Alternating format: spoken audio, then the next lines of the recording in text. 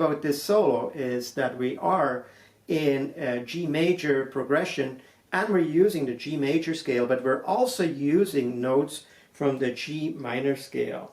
In particular, the minor 7th, F, the minor 3rd, a B flat, and the minor 6th, the E flat, okay?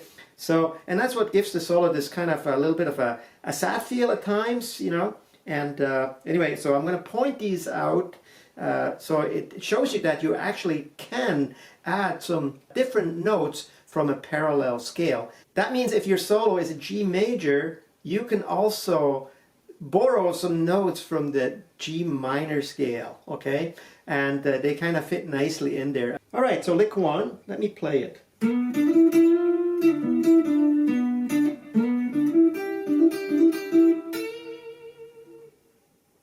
Okay, the first part of this first lick, we're using the notes B, D, E, and F. And the F is the borrowed note from the minor scale. As I'm explaining the strings and the frets to play, I'm still using the standard tuning scenario, meaning this string here is the A string, the D string, the G string, the B string, and the high E string, even though they're tuned to open G. It's just simpler. You're probably used to naming these strings because you're mostly playing in standard. I hope this is not too confusing. First part of the first lick, we're sliding to D9, and then G7 and G9.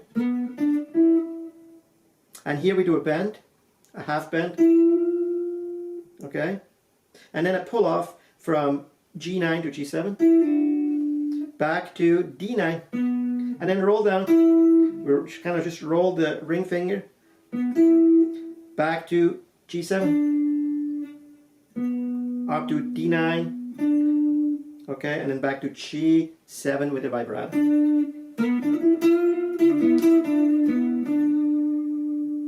That's part 1 of lick 1. Part 2 of lick 1, here I play it.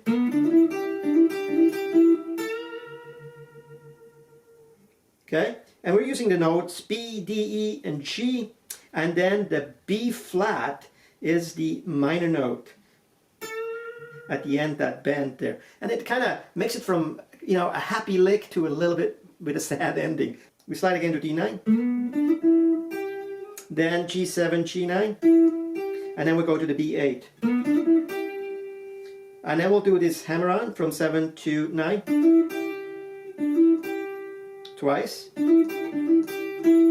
Up to G9. Okay, and then comes that bend on the B10.